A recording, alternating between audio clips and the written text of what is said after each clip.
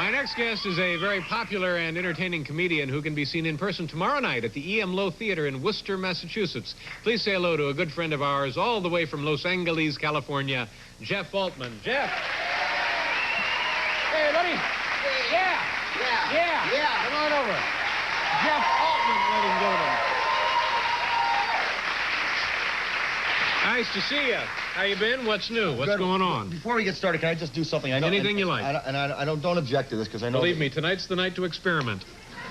I want to say what a great job that the Letterman Clinic. The Letterman Clinic has been done. Dr. Dave's Letterman Clinic. And a lot of people don't know about this. A lot of people don't know where I was 3 years ago. Is that right?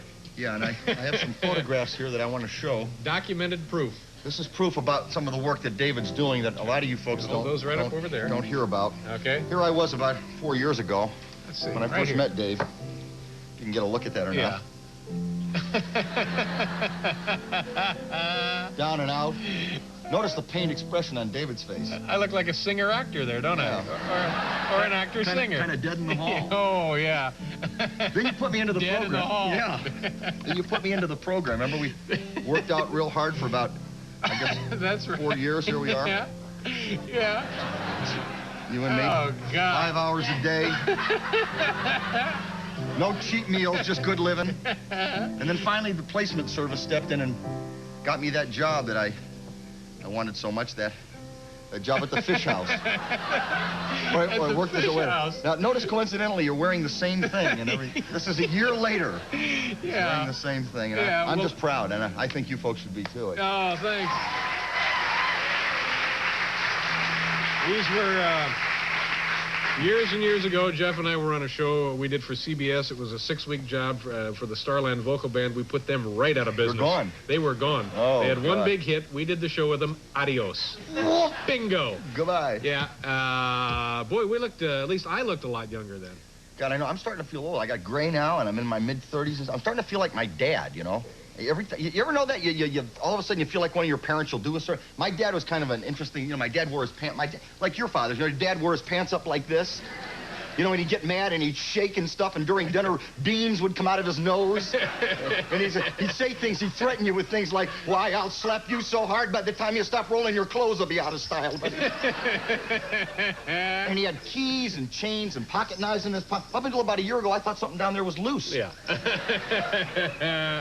Yeah. How's, you know, it occurred to me the other day, you've been married, what, 5 or 6 years now? I've been married for 7 years. 7 years. That's amazing. It changes from the. Thank you. From the time you first get married, you know, because sex changes, making love changes, you know, as you get 7 years. When you first start, it's very important. You know, darling, tonight will be the night. You smell delightful, the candles. You know, after 7 years, it's just a lot more honest. Like, honey, can we stop? There's something in my nose.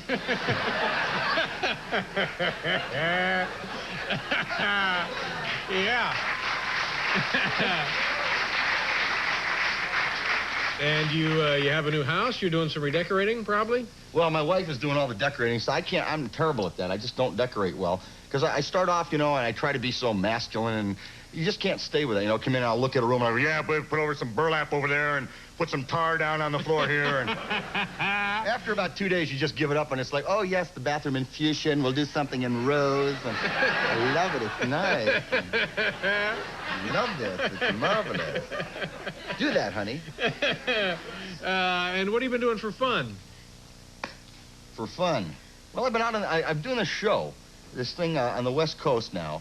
I don't know if we may have a little piece of it. I'm doing. We got it right here. We got some interviews. I was able to. There's a terrific show in Los Angeles called Fridays at Sunset. In fact, you know Howard Stevens, I think. Sure. Who hosts the show, and they let me go out in the street and try to find some natives, some people who are indigenous to Southern California. Colorful. And I found a guy who reminded me very much of my uncle, and he's apparently a well-known cameraman. Yeah. And we got, I think, a minute or so with him here. Okay, so this is a little interview with this man? I found this guy on the streets of Hollywood, and he apparently was one of the better known cameramen in Hollywood. Jeff Altman talking to a denizen of Hollywood in Southern California. Yeah. Fresh note for you, Carl? No, I'm fine. Thank you, Bobby. Carl? Carl Carlson? Hey, what's happening, buddy? How you doing?